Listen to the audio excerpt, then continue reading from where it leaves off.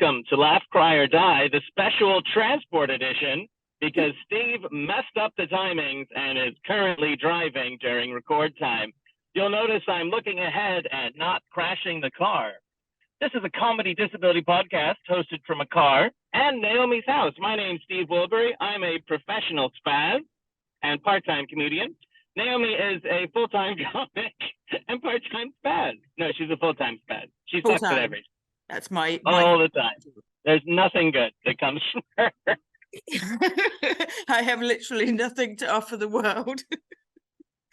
I fail on every account. Except this podcast. This podcast is the sole good that will come of your time on this mortal plane of existence. And at the very least, it will entertain my mum. Indeed. Yeah. Well, I'm feeling pretty good today because I briefly went to the gym until I realized Naomi did want to record, and now I'm here. But my brief gym stint did really help with my pain this morning. Did you start off okay this morning? Were you in pain when you woke up? I was okay. I was okay-ish, and then I was just like kind of a bit curled up. It wasn't like overwhelming. I had a really big weekend, and I did a Halloween gig at a very fancy cocktail bar called Kismet here in town, and they brought in this DJ called the Sweet Mix Kids, who were very good, but very, very loud, and it was like being punched in the ears. Right. Isn't great for my nervous system. So I was a bit shook up, I guess, but the gym, just a little bit of gym, a little bit of exercise, get the blood flowing, really, really helped with me. Until I messaged you like 20 times in a row. Steve. I couldn't stop. I think you might have a little bit of OCD. That was a lot of messages. I thought if I keep on messaging you, it'll keep on pinging, and you might stop being so rude. Well, you messaged me and then said, "Are you there?" "Oh, no, okay, bye." And I was like, I am, I'm here. And like a minute after you messaged, and you completely ignored me. Like, Stephen, how rude. Well, but I actually have Facebook Messenger notifications turned off on my phone because I'm on a bunch of like group chats and it keeps going like bing, bing, bing, bing, and I get annoyed at it. Okay. I digress. These people don't want to hear about my notification settings. They want to hear about your week. How are you doing, Naomi? Many seizures recently? Big broken stories? Yes. So this week I've had 3 seizures, which has been extremely tiring. And I just counted, now we're at the very end of October, I just counted that in October, I've been drugged and taken to hospital 5 times, which is a lot. That's a lot. What's your normal, like batting average? Oh, to actually get drugged? Yeah. Maybe once a month, maybe. Okay. That's not, I mean, that's all right. Yeah, low. So to have, but 5 is like, that's more than every week. Do you find the drugs take it out of you more? It's difficult because having the seizure, if I get drugged when the seizure's just not stopping. So if they left it to run its course, I would be completely wiped out, like go on for like an hour and a half or something. So they have to drug it because afterwards, after that, I'd be absolutely screwed. But the downside of the drugs is it messes up my sleep for a few days, which is bad enough already. And does it make you more sleepy or less sleepy? It makes me more sleepy but unable to sleep. So all right, so you're just kind of like tired laying there but not actually able to pass out. Yeah, completely. And like I zone out but don't sleep. But physically it's weird because I do feel okay. I can still function okay the next day. But I know that I'm fuzzy and my body's trying to, get back to normal more so. And so I know you mean that like thing where I'm not 100%, but I'm also not 10%. I'm just a bit like not quite as there as not switched on properly. Yeah, I think I can function better the next day because I haven't completely drained myself energy-wise. Yeah, because you haven't had like a 90-minute seizure as opposed to like 1 minute. Yeah. The 90-minute seizure can be a little bit tiring. A little bit. Yeah. Just a touch. Yeah. So like when they drug you, how long would it normally go on for? So the kind of the rules that we've got in place is that when the paramedics turn up, they try for 10 minutes to get me out of the seizure, or they Do they wait. just say, Naomi, stop it, Yeah, kind knock of. it off, slap your face, Pretty much. you're being hysterical. Just repeat. Do you know what? I have actually had a friend slap me quite hard around the face to try and stop me having a seizure. Which Sorry, that's pretty no, but funny I though. didn't find out about it till afterwards, and I don't. If she listens to this, it's fine. I don't care. But she had a party, and I had a seizure at the party, and there was a couple of guys there that didn't really know me that well, and my sleeping for the night was on a beanbag in the lounge, and woke up in hospital, and apparently had a couple of seizures at this party, and all well and good. And then it was a few weeks later that the guy had never experienced any seizures, but one of the guys that was sleeping there, he said that, oh, I didn't know what to do when you're having a seizure, so I went and got her, and she came in and lifted me so I was sitting upright, pulled me up by my clothes, and slapped me around the face as hard as she could, try and wake me up. And he said, oh, I didn't realize that was a thing. And I went, it's not. And like, this is from somebody who had seen me have lots of seizures, but Right. yeah, through whatever reasons, decided that on that occasion it would be a good idea. But because I was obviously unconscious or whatever, I was having seizures, so I had no knowledge of that. That's how vulnerable you are, is that somebody can just slap you around the face and you don't know about it, and you carry on with normal life, trusting that this person has got your best interests at heart, and only through chance found out that she slaps me full force around the face. But okay, so here's my question around the ethics of that, right? It's a bit of a, if a tree falls in the forest and no one hears it, does it make a sound? If you're completely unconscious and she slaps you and you don't remember it, is it wrong? So technically, if I'm having a seizure, I'm out of it. Anyone can do whatever they like to me, and it's fine. I'm gonna say yes. I'm pretty sure that seizures equal consent. Yeah, well, if we've got the audacity to spaz around on the floor, how dare we? If you're just gonna interrupt this party, you Yeah, just give yeah. up your right. I You suppose, have decided you've broken the social contract already. yeah. How embarrassing for everybody involved. It's your own fault for being a spaz. That's my You get punishment. slapped. Now, Yeah. don't do it again. Yeah. Well, it's interesting because there was a friend. So you had one of your seizures recently was at a rehearsal for your play, which Yeah. I'm sure you don't mind me saying. Yeah, of course. And I got go on. You said, I hope you don't mind me saying. So we're doing this podcast talking all about it. I'm going Yeah, to. I don't know. I don't know why I said that. I don't know. Consent. I don't know. I but yeah, she messaged me saying, Naomi's had a seizure, and an ambulance is on its way, and people are taking care of her, but it just keeps going on, and I just feel so terrible, and I don't know what to do. And I said, the fact that you're concerned for her welfare is enough, Yes. Yeah. and 100%. that, yeah, the fact that you didn't slap her in the face is a good start. Everyone who doesn't slap me in the face, they're onto a good footing as a friend. Generally, my friends don't slap me around the face. Unless it's like, dirty. Yeah, even if it was dirty, I don't think slapping around the face is the route I would go. Not your chosen route of excitement. I'm not saying slap me elsewhere. I'm just saying the face wouldn't be my. It does feel like a bit of a line cross. Slap it in the ass and slap it in the face. Yeah, it's a different vibe. Having a seizure, a cheeky tap on the bum, that's fine. On the face, not so much.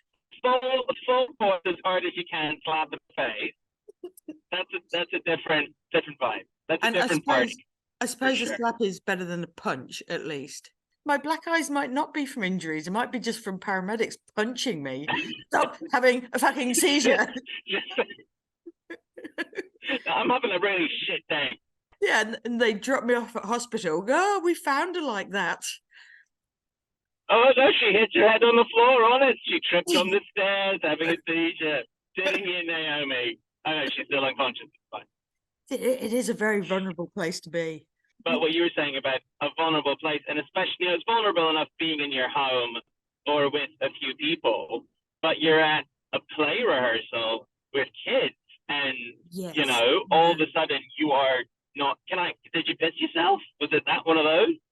No. So when at the first early rehearsals, I've got a really good director, Ellie Campbell. She's lovely and she's really supportive and puts things in place to try and sort of mitigate me having a seizure. So like puts me at the side of the stage so it's cooler.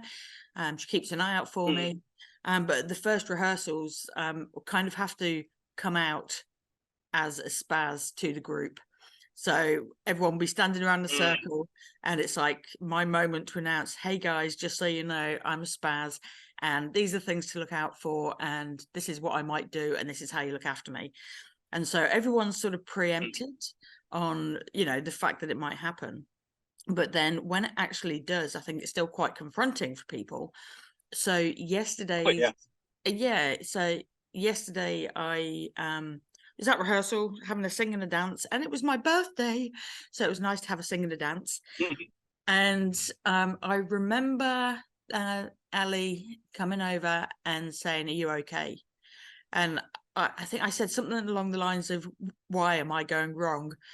And she said, "Yeah, just make sure you're not overheating." And so I remember taking my shoes and socks off because overheating can be a trigger for me. And then I remember sitting next to friend Adam, and that's it. And then I woke up in hospital, and I'm still waiting for the full debrief. But I know that all the kids were there, and apparently some of the kids were, a bit frightened, or they just were unsure about what was going on.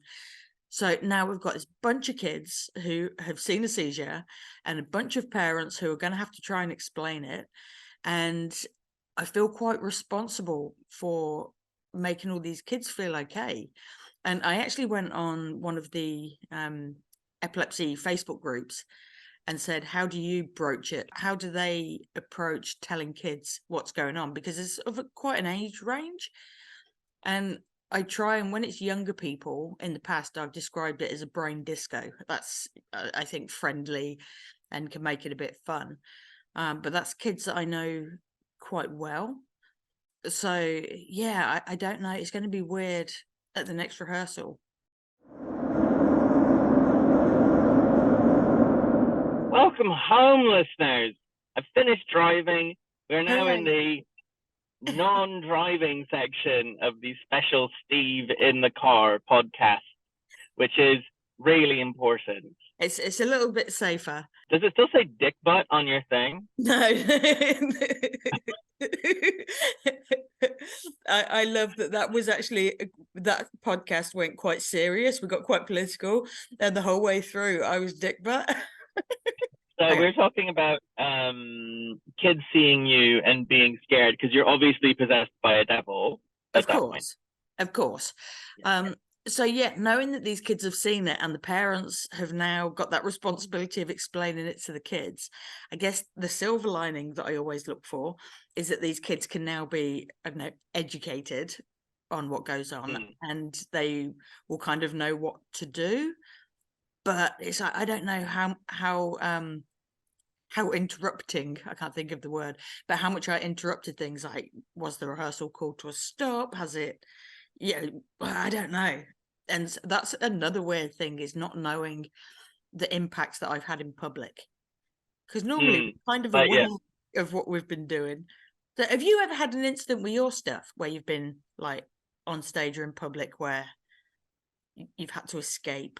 I've been in public and I've had to escape plenty. I was teaching a fencing class the other week and I had to leave a bit early. And I just very abruptly had to say to a couple of my students, I was like, I'm having a bit of a flare. I need to go. Right. And I remember the kids were like, what?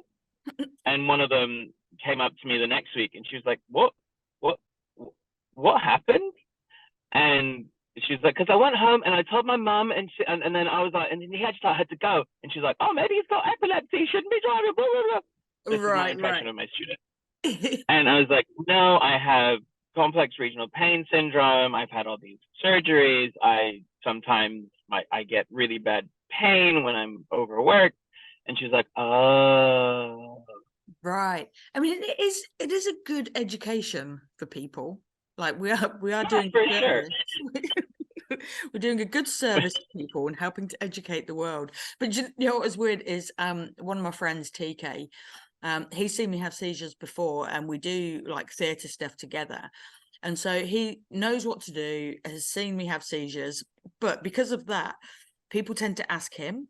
And he messaged me yesterday saying that as soon as I was having a seizure, people were like, TK, she's having a seizure. And he's like, I don't know what to do. He's like, I just know that you're on the ground. He's like, all of a sudden, I'm the seizure expert. And when I had one at the theatre before, he was supposed to keep an eye on me sort of during, the whole play. If I looked like I was starting to go a bit wrong, that he would, keep an eye out, make sure I was safe, etc. And apparently I went into the dressing room and went, oh, I feel kind of wrong. I'm feeling fizzy. I'm just going to go out where it's cooler. Went out to where they had a sofa and stuff, like a safe space for me to be. And apparently he just went, okay, and let me go off. And later on, he's like, I am the shittest person at looking out, because I'm just like, oh, well, off you go.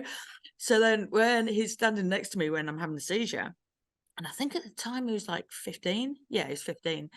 And so people were looking after him as well. And someone was patting him on the back and went, would you need anything? Would you like, a sandwich or something? And he's like, how is that looking after me? It's like every time I have a seizure, he gets a sandwich. I have this beautiful image of you just on the floor with no pillow under your head or anything, just like whacking yourself a little bit. And they're just crumbs raining on your face, like a bit of salad floating down Well, he on your has a nice sandwich. Do you want some, eh? Eh? Do you want a sandwich? What? Like, where's my sandwich? Why don't I wake up to biscuits? Can I do a sec? If I am ever in your presence of a seizure, which I've been there when you've gone fizzy and I've had to take you home. Yes. But yeah. I've never been there where you've had like a full seizure. I want to take handfuls of crisps and mash them into your face. Oh, okay. You're like, have some chips, Nay. Have some chips. You'll feel better. But yeah, that'd be quite nice when I wake up and I've got a little snack ready to go. What you should do, what you should have is always wear a belt pouch that's got like a couple Haribo.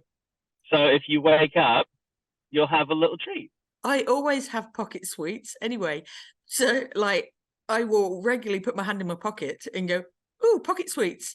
And it's like a nice treat. But the downside to that is that I always have treats in my pocket for my cat as well. And so there's been like twice I have gone, oh, pocket sweet, and had a little snack and then gone, no, that wasn't for me. That was for my cat. I just keep loose handfuls of sugar in my pockets. Yeah, good call. And then the heat from my thighs turns it into toffee. No, and then you can peel it off your thighs for your snack. Yeah. Melted thigh toffee. That's a kink. That is a kink. Melted. That's a website. Melted thigh toffee. I'd subscribe. Yeah. Would you try it if somebody went, I've got some melted thigh toffee? I'd be like, oh, that's a new brand. I'd go for it. Sweet's sweet. I'm always up for if someone, naked, and went, do you want some of my melted thigh toffee? Oh, sexy. And then you're like, oh, yeah. And then they just like peel a bit of sugar off their inner leg. You're into some weird stuff. I'd rather just have a cuddle. I am a famous sex weirdo. Yeah. Oh my God. During sexy times, I don't think I'd be looking for things to peel off my partner and eat. That wouldn't be my go-to. You know how they do those like low temperature, like wax candle drippy stuff? Yeah. What if you had like low temperature melting sugar to make sexy toffee? So then, wait for it, okay? You're doing the biz, so like you pour it off, you do the biz, and then the friction from your bodies makes the toffee, and then you can eat it. Oh, that's like Willy Wonka sex. Yeah, but like, and then afterwards you're like, oh, I'm so tired. My blood sugar's a bit low. Then you just reach over, peel a sheet of coffee covered in like sexy sex sweat and like cum, and then you eat it. No, not good, It's not it's not tasty. it's not my thing. I mean, I'll give it some thought. I'll try and enjoy it, Steve. I promise. I won't try it, but I'll try to try. Oh, for you, Steve, I'll do my best to get into filthy, dirty, nasty sex stuff. I might cry. I might be very sad. I'll do my best. I'll try and please you. But yeah, But we were talking. yeah, We're yeah. talking about Talking about kids. that you've not seen me have a seizure before, and about kids seeing their Mm, first seizures. mm, My friend's boy, when he was I think maybe he was about 12 or something, he'd never seen me have a seizure before, and whenever we hung out, he was always reminded of this is what you do and this is how you look after Nay. mm. And he hadn't seen one, and he was quite excited for when the first one would happen, that he'd get to see it. And so this one time I was at his house and had a seizure, and he was sitting playing his computer in the lounge when I had it. And so his mum made the most of the education opportunity and gave him the phone and said, you call 111. And so he did, and had, answer the questions. And after a little bit of time, he said, oh, I think it's best you talk to my mum now, because the questions were getting a bit too on top for him. Mm. So he stood there watching while she answered the questions. And then she said that he kept glancing over at his computer. And okay. And he was like, can I carry on with my game? And apparently the siege was a lot more boring than he had hoped for. I think it'd been You do built have up to be this big occasion, and it's like, no, she's just lying there shaking a bit. This ain't fun. you'd have quite boring ones. They're not grand mal enough. They're like just I know. And I think that's the thing, is that mine can kind of slip through the net a little bit, mm, because like the build up signs, I'm not going sort of proper crazy. I think I go kind of vague, and I didn't realize that I have a lot of absence seizures, which mm, for anyone who doesn't know, there's so many different types of seizures and so many different causes for seizures, but the absence ones can be like 5 seconds even, or it can be 30 seconds, whatever. And it is literally just you just stop, you power down, and then you carry on. And they sometimes spot it in little kids because they might stiffen and then carry on. mm. They're very quick. And I didn't realize I had them until in my last job, a couple of people went, oh yeah, you do it all the time. And I was like, do I? And I used to think it was quite normal that every now and again you just have no idea what was going on in the conversation. You I've noticed a couple times when I've been like texting you about something, and then your spelling goes like really bad, and I'm like, maybe go find a soft corner, Naomi, and you're like, okay, spelt with 7 M's or something, and then like next time, like, did you ever see it? And you're like, yeah. Yeah, a few people they sort of pick up, and it's like has been in a couple of like Facebook posts where people have gone like, yeah, we could tell you were going wrong. But yeah, at the time I don't realize. But yeah, in conversations like face to face, even, it's like when you know what your normal is, and I would just every now and again be like, I have no clue what's going on in the conversation, and would fake it quite well and work out what the conversation probably was. And I know when I was Mm, younger in interviews for jobs, that I used to think that, oh shit, when that happens, when you forget what's happening in a conversation, that would happen in interviews. And one of my techniques was I would just answer what they probably asked me. I would kind of take a mm. guess and go, yeah, that works, and kind of bumbled my way through it. And I think because I covered it so well, it wasn't really noticeable by many people. But yeah, so because my seizures are pretty low key, and because my warning signs are pretty low key, that it can sort of slip through, but it is very boring. And it's a danger Well, with the paramedics as well, is that when they come to me and I'm having, a good go for it and I'm shaking about, that when I stop doing that and I am back to normal, they kind of go, okay, she's back to normal, and they do their thing. But then I can still be seizing. A couple of them have told me that my eyes are still going, and I apparently chew a lot. So they say, like, I'll be mm. awake, but I'm like, you know, or I'm doing a repetitive movement of some sort. So And that, will you be responsive but still not doing that? necessarily. No, not during that. I think when some of them could be a bit like, you know, kind of just Oh, aware that, you're like, oh yeah, yeah, and then back to whatever yeah. the And seizing the behavior danger is. with, the danger with those ones is when I'm going, just a bit wrong, is that can then develop into a full blown seizure again. Um, yeah, it's tricky. I mean, it would be more fun if they were bigger. You know, it'd be more For entertaining real. for people. Yeah. This is where, and like, yeah, this is where the only spaz would kind of fall down because people are like, oh, I'm gonna see these big seizures, and you just kind of like quietly shaking, and oh shit, I'm gonna unsubscribe. Yeah, because somebody said mine are kind of like Gangnam Style because my arms kind of go inwards and I kind of do this kind of movement. And it's like, yeah. Which Okay, is, right. Here's content idea, right? We set up the cameras in your house, yeah, right? Record your seizures, yeah. and then edit the seizures to Gangnam Style to leverage from that viral hit from 10 years ago or whatever, and then we'll be Just to really hit. stay, just to stay really, modern It's and right on, yeah, Gangnam Style is right on like the peak of internet culture right now. I don't know if you've heard it. It's a bit of a big song. But that was, I mean, God, when that came out, it got like 20 billion views or some other equally improbable number. It was insane, the number of people that had seen that video. really is. And that's why I cannot stop doing it. Maybe 3 that's, times a I week. think, you should do? You should sue Psy, the maker of Gangnam Style, in a South Korean court for giving you epilepsy. Yeah, I mean, I've been doing it for years. He stole my sweet, sweet moves. Oh, that actually, no, that's what it is. More of a copyright case then, isn't it? That Psy obviously saw you having a seizure and then was like, oh, that's the horsey dance. Yeah, he can have the song as long as I can have the I dance. think that's fair. Sorry, my That's fair. pussycat's my seizure alert cat's just coming to check on me. He's so good. Seizure alert. Yeah, my Does seizure he alert. actually? Does he actually alert you before your seizures? Has there ever been a time when you're like, the cat's being weird, I'm about to have a seizure? Yes, yeah, definitely. Like he's not particularly a lap cat. Like he'll come over for a bit of attention now and again, and he'll sleep near me, but he doesn't regularly come and get on me unless it's seizure time. And he will then be all over me. He'll be crawling on me. He'll be around me. If I try and move, he's got his paws on me. And I'm like, okay, something might be happening now.